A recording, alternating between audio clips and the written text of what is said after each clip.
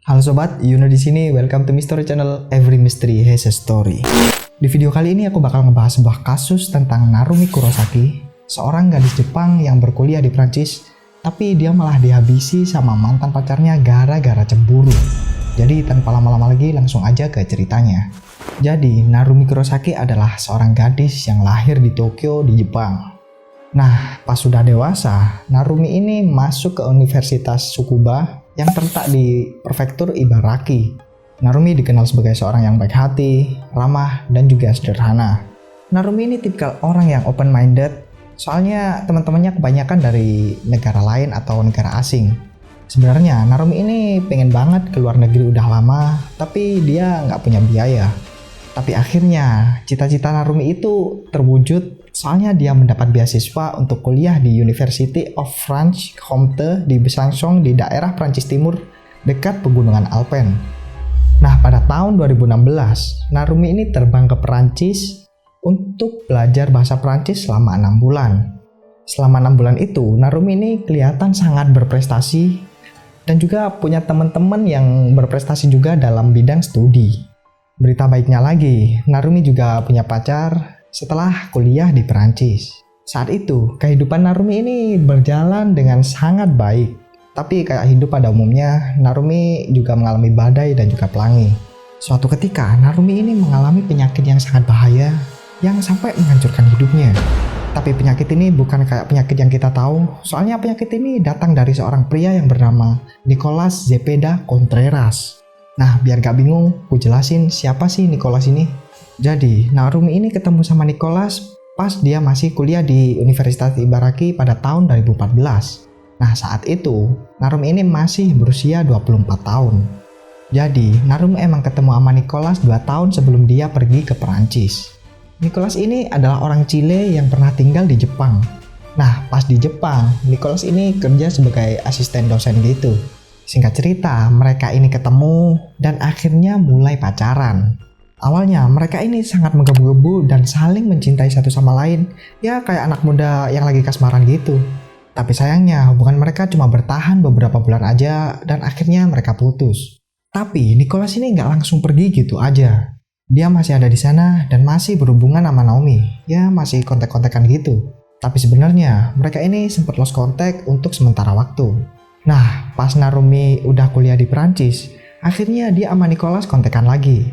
Sebenarnya, Narumi ini udah punya pacar baru, tapi dia masih sering chat-chatan sama Nicolas. Di momen itulah, Nicolas akhirnya bilang kalau dia masih punya perasaan ke Narumi. Abis itu, Nicolas akhirnya nyusul terbang ke Perancis pada tanggal 4 Desember 2016. Nah, pas sudah sampai Perancis, akhirnya Nicolas sama Narumi ini ketemuan, terus jalan-jalan seharian. Jadi mereka ini jalan-jalan ke museum bareng, terus lanjut makan malam bareng. Abis itu, mereka berdua pergi ke asrama kampus Narumi, tapi sayangnya malam itu malah menjadi malam terakhir bagi Narumi. Saat itu, ada beberapa mahasiswa lain yang sempat melihat Narumi ada di asrama. Lalu gak lama kemudian, mereka ini ngedenger teriakan atau jeritan dari kamar Narumi. Tapi, mereka gak ada yang berani nelpon polisi. Dan sejak saat itulah mereka nggak pernah ngelihat Narumi lagi. Soalnya setelah kejadian itu, Narumi dikabarkan menghilang tanpa jejak dan nggak ada satupun orang yang tahu keberadaannya. Anehnya setelah kejadian itu, Nicolas ini pergi dari Perancis terus balik ke Chile. Ternyata Nicolas ini nggak langsung balik ke Chile, tapi dia mampir ke sepupunya yang tinggal di Spanyol. Nah, pas Nicolas sampai di rumah sepupunya, mereka ini langsung ngobrol, tapi Nicolas ini bohong ke sepupunya. Nicolas bilang ke sepupunya kalau dia belum pernah ketemu sama Narumi lagi semenjak dia pergi meninggalkan Jepang. Nah, fakta menariknya adalah Nicolas ini bilang ke sepupunya kalau dia punya pacar baru orang Jerman. Tapi sepupu Nicolas ini ngerasa aneh, soalnya Nicolas gak ngebolehin dia posting apapun di sosmednya kalau Nicolas main ke rumahnya. Nah, abis mampir ke rumah sepupunya, Nicolas pun akhirnya pergi dari sana. Balik lagi ke Perancis. Saat itu, semua media di Perancis memberitakan tentang hilangnya Narumi, seorang pelajar internasional muda dari Jepang. Karena itu, polisi pun langsung bergerak untuk memastikan keberadaan Narumi. Tapi sayangnya, mereka masih belum berhasil menemukan keberadaan Narumi. Tapi gak lama kemudian, polisi ini tahu kalau Nicolas terlibat dalam kasus ini dan langsung mencari keberadaan Nicolas. Tapi karena Nicholas ini udah pergi ke Chile, polisi jadi nggak bisa nemuin keberadaan Nicholas. Nah, karena itu, polisi nyebar foto Nicholas ke masyarakat dengan harapan masyarakat ada yang melihatnya terus ngelapor ke polisi. Selain itu, polisi Prancis juga meminta bantuan ke polisi Uni Eropa untuk mencari keberadaan Nicholas. Nah, setelah polisi nyebarin foto Nicholas ke semua media dan juga masyarakat, polisi ngasih tahu masyarakat kalau mereka lagi nyari Nicholas dengan dugaan pembunuhan. Sekitar tanggal 12 Desember 2016, Nicholas ini pergi ke kantor polisi daerah Andean di Chile untuk menjelaskan apa yang sebenarnya terjadi. Tapi laporan Nicholas nggak dianggap serius sama polisi Chile, soalnya mereka nggak nangkap atau nahan Nicholas, yang membuat Nicholas ini bisa terus hidup nyaman dan hidup bebas di negaranya. Soalnya pas di Chile, Nicholas ini tinggal di sebuah apartemen yang bagus yang terletak di ibu kota. Menurut beberapa saksi, Nicholas ini hidup normal, main, kayak nggak terjadi apa-apa. Meski sebenarnya Narumi ini belum ditemukan, tapi polisi menindaklanjuti kasus tersebut seolah-olah itu adalah pembunuhan. Gak lama kemudian, jaksa Prancis memasukkan Nicholas ke dalam daftar orang yang dicari secara internasional atas dakwaan pembunuhan dan beberapa dakwaan lainnya. Nah, karena pernyataan itu, polisi jadi yakin dan punya cukup bukti kalau Narumi ini telah dihabisi. Setelah jaksa membuat pernyataan kayak gitu, akhirnya Nicholas ini jadi buronan internasional. Karena itu, media Chile pun mulai menyorot dan mengikuti Nicholas kemana-mana dan juga melacak pergerakannya. Suatu ketika, Nicholas ini kelihatan pergi dari apartemennya, terus sembunyi di area cargo truck milik ayahnya. Saat itu Nicholas berpikir kalau nggak ada yang bisa ngelihat pergerakannya. Kemudian pada tanggal 5 Januari 2017, Nicholas diduga bersembunyi di sebuah kota di Chile Tengah.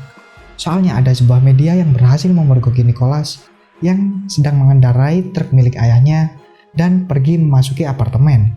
Diduga apartemen yang ditinggali Nicholas saat ini adalah apartemen milik ibunya. Setelah mengetahui info itu, jaksa Chile ngasih tahu polisi Prancis tentang keberadaan Nicholas. Di waktu yang sama, polisi Prancis juga menyisir hutan di Prancis Timur untuk mencari petunjuk.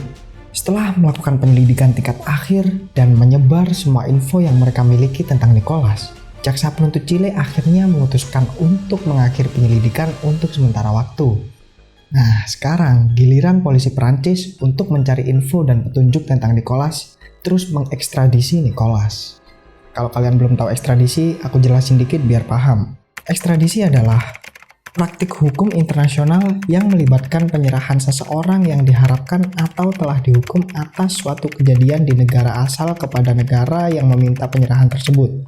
Intinya dalam kasus Nicholas ini, polisi Chile memberikan hak kepada polisi Prancis untuk menangkap dan mengadili Nicholas. Ya kurang lebih kayak gitu. Menteri Dalam Negeri Chile juga sangat setuju atas permintaan ekstradisi dari polisi Prancis. Mereka bilang ke semua media kalau mereka senang bekerja sama dengan polisi Prancis dan semuanya berjalan baik-baik saja. Karena itu, polisi Prancis langsung mencari petunjuk apa yang sebenarnya terjadi kepada Narumi. Mereka mengumpulkan beberapa bukti dan beberapa petunjuk untuk membuat kesimpulan sementara apa yang mungkin terjadi kepada Narumi. Pertama, polisi mendapatkan rekaman CCTV saat Nicholas dan Narumi masuk ke asrama kampus. Selain itu, polisi juga menemukan darah di dekat tangga darurat di kamar Narumi. Setelah itu, Nicholas ini pergi meninggalkan asrama sendirian, mengendarai mobilnya sampai ke kawasan hutan di daerah pinggiran Besançon. Habis itu, Nicholas ini nyewa mobil di sana, terus lanjut pergi sampai ke daerah Dole. Nah, pas di tengah perjalanan, Nicholas ini membeli 5 liter cairan yang mudah terbakar ya kayak gas gitu. Terus juga beli korek api. Setelah mendapat semua info ini, polisi jadi bisa membuat asumsi apa yang terjadi kepada Narumi. Kemudian, polisi langsung menyisir kawasan hutan tersebut selama berhari-hari dan bahkan menyewa penyelam untuk memeriksa sungai. Tapi sayangnya, mereka nggak menemukan apa-apa di sana. Soalnya saat itu lagi musim dingin yang membuat usaha polisi ini jadi sedikit terhalang. Soalnya saljunya sangat lebat dan juga daerah perairan juga menjadi membeku. Nah, polisi juga berpikir mungkin aja Nicholas ini nyembunyiin sesuatu di balik salju yang lebat di dalam kawasan hutan tersebut. Nah, setelah mengetahui kalau Nicholas ini menjadi buronan internasional karena telah menghabisi nyawa seseorang, kenalan Nicholas dan Narumi dari Jepang pun muncul untuk memberikan kesaksian. Si kenalan ini menjelaskan ke polisi Kalau dulu Nicholas sempat meminta bantuannya, yang pada saat itu nggak kelihatan berbahaya, tapi sekarang kelihatan sangat mencurigakan. Yang mana pada pertengahan bulan Desember kemarin, Nicholas ini meminta si kenalan ini untuk menerjemahkan beberapa kata ke dalam bahasa Jepang. Dan salah satu katanya berbunyi kayak gini. Apakah saya kebetulan berada di lingkungan di mana saya tidak dapat terhubung ke internet? Ada juga kalimat yang berbunyi kayak gini. Saya punya pacar baru, tetapi saya pergi sendirian. Terus ada lagi yang kayak gini. Saya sedang melakukan perjalanan dengan kereta api. Nah, itulah semua kalimat yang diterjemahin sama si kenalan ini. Mengetahui itu, polisi dan media jadi yakin kalau Nicholas ini berniat mengambil HP Narumi terus membuat seolah-olah Narumi ini kayak masih hidup. Soalnya dari kata-kata yang dipakai Nicholas tadi, terkesan kayak melakukan hal tersebut biar nggak dicurigai sama polisi atau siapapun. Nah, setelah kejadian ini menyebar ke seluruh dunia, polisi Jepang jadi khawatir soalnya salah satu warganya yang merupakan seorang pelajar internasional hilang dan kemungkinan besar dia dihabisi oleh seseorang di negara lain. Ditambah lagi, mereka jadi makin khawatir soalnya gak ada seseorang pun yang ngasih informasi tentang apa yang terjadi kepada Narumi. Karena itu, Fumio Kishida yang saat itu menjabat sebagai Menteri Luar Negeri Jepang melakukan kunjungan ke Perancis untuk meminta bantuan dalam menyelesaikan kasus ini dan juga untuk meminta keadilan. Nah, setelah pertemuan itu, Menteri Luar Negeri Prancis berjanji mereka memastikan Menteri Luar Negeri Jepang mendapatkan info tentang kasus ini dan akan terus memberikan update. Berita baiknya lagi, pemerintah Chile berjanji kepada pemerintah Jepang kalau mereka akan bekerja sama untuk menangkap Nicholas dan juga menyerahkannya. Dengan begitu, pemerintah Jepang bisa sedikit lebih tenang soalnya mereka telah mendapatkan janji-janji dari pemerintah Prancis dan juga pemerintah Chile. Beberapa bulan kemudian, pada bulan Februari 2017, secara mengejutkan, Mahkamah Agung Chile menolak permintaan untuk menahan dan mengekstradisi Nicholas. Menurut hukum Chile, merekalah yang akan bertanggung jawab dan memutuskan apakah mereka akan menahan Nicholas yang merupakan seorang buronan internasional. Tapi sebenarnya yang mereka lakukan itu cuma modus saja. Soalnya mereka ini cuma berniat mencegah Nicholas biar nggak ngelakuin hal yang sama setelah Nicholas ini keluar dari Prancis 2 bulan nanti. Mahkamah Agung Chile beralasan kalau polisi Prancis ini belum punya cukup bukti untuk menahan dan juga mengekstradisi Nicholas. Nah, kalau jaksa penuntut Prancis pengen ngelakuin hal tersebut, maka dia harus memberikan bukti yang konkret dan nyata supaya Mahkamah Agung Chile ini yakin dan mau mengekstradisi Nicholas ke Prancis. Lalu, 3 tahun kemudian, pada bulan April 2020, akhirnya Mahkamah Agung Chile mengabulkan permintaan jaksa Prancis untuk mengekstradisi Nicholas ke Prancis. Akhirnya mereka yakin kalau jaksa penuntut memiliki bukti yang cukup kalau Nicholas emang orang terakhir yang melihat Narumi. Dengan begitu, Mahkamah Agung Chile jadi merasa kalau Nicholas ini jadi masuk akal kalau dia telah menghabisi Narumi. Tapi pas persidangan dimulai, Nicholas ini mengajukan pembelaan kalau dia nggak bisa dituntut atas dakwaan pembunuhan tanpa adanya tubuh korban yang ditemukan. Tapi hakim menganggap kalau pembelaan Nicholas cuma omong kosong, terus melanjutkan persidangan dengan mengekstradisi Nicholas. Nah, karena pembelaannya ini gagal, Nicholas tetap mengajukan pembelaan atas keputusan tersebut karena menurutnya pembelaannya ini sangat masuk akal. Karena itu, Nicholas akhirnya mendapat satu kesempatan untuk mengajukan banding dan ekstradisinya juga ditunda sampai mereka mendapatkan sebuah kesimpulan akhir. Tapi banding yang diajukan Nicholas ini bisa digagalkan dengan cukup cepat dan akhirnya ekstradisinya langsung dilanjutkan. Pada bulan Mei 2020, pengadilan Chile akhirnya menyetujui permintaan ekstradisi Nicholas ke Perancis. Biasanya ekstradisi ini memakan waktu sekitar 2 bulan. Karena itu, pengadilan juga takut proses ekstradisi ini jadi tertunda gara-gara pandemi yang terjadi saat itu. Meski udah diekstradisi, Nicholas ini terus menyangkal kalau dia nggak ngelakuin apapun. Tapi Nicholas ini nggak bisa berbuat apa-apa, soalnya ya dia emang terbukti bersalah. Jaksa Prancis yang menangani kasus tersebut juga cukup lega dengan menyampaikan perasaannya kayak gini. Saya sangat senang dengan keputusan ini. Sekarang akan memungkinkan persidangan dengan kehadiran tersangka. Wajar aja kalau dia senang, soalnya kasus ini udah dia kerjakan selama bertahun-tahun dan akhirnya dia berhasil menangkap Nicholas.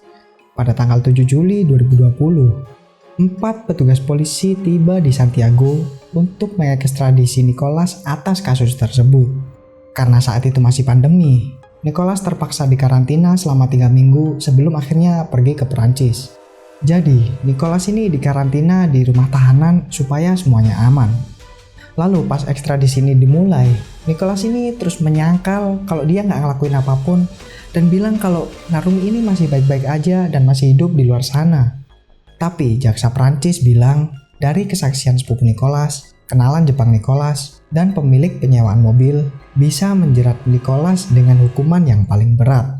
Sebenarnya Nicholas ini udah ngejelasin ke polisi tentang penyewaan mobil yang dia lakukan ke polisi, tapi polisi menganggap kalau nggak ada satupun yang meyakinkan. Tapi Nicholas ini emang mengaku kalau dia emang menyewa mobil pada tanggal 4 Desember 2016 di malam hari. Kemudian Nicholas ini pakai mobil tersebut buat makan malam bareng Narumi, terus pergi ke asrama kampus Narumi. Tapi Nicholas ini ngaku kalau Narumi ini masih hidup dan sehat pas dia pergi meninggalkan asrama tersebut. Tapi ada banyak bukti yang memberatkan Nicholas, soalnya ada banyak petunjuk di luar sana yang ditemukan polisi yang sangat bertentangan dengan cerita Nicholas. Kemudian persidangan Nicholas ini sempat ditunda beberapa kali dan dia juga belum menerima hukuman. Tapi polisi masih yakin kalau Nicholas ini menghabisi Narumi gara-gara Narumi ini punya pacar baru. Hal itu bisa dibuktikan karena polisi berhasil menemukan beberapa sosial media Nicholas yang memposting tentang kecemburuannya terhadap hubungan baru Narumi. Singkat cerita, setelah sidang dilakukan beberapa kali, pada tanggal 12 April 2022, akhirnya Nicholas ini diputuskan bersalah dan mendapatkan hukuman penjara selama 28 tahun. Jadi, Nicholas akan menjalani hukuman 15 tahun di Perancis. Habis itu diekstradisi ke Chile untuk menjalani sisa hukumannya selama 13 tahun. Tapi Nicholas ini masih berusaha melawan dan terus menolak kalau dia ini nggak bersalah. Dia juga sempat beberapa kali gonta-ganti pengacara untuk dijadikan pembela. Karena itulah persidangan jadi sangat panjang hingga akhirnya sidang uji coba ulang dilakukan. Yang mana sidang ulang tersebut dimulai pada tanggal 2 Desember 2023. Nah, akhirnya pada tanggal 21 Desember 2023, pengadilan Prancis menegaskan kalau Nicholas dinyatakan bersalah atas pembunuhan Narumi Kurosaki dan memberi hukuman 28 tahun penjara yang harus dijalani di Perancis semuanya. Saat itu pembela Nicholas masih menolak dan akan mengajukan banding ke pengadilan Perancis. Tapi sampai saat ini Nicholas masih menjalani hukumannya dan masih belum ada update lagi tentang pembelaan atau banding yang diajukan Nicholas.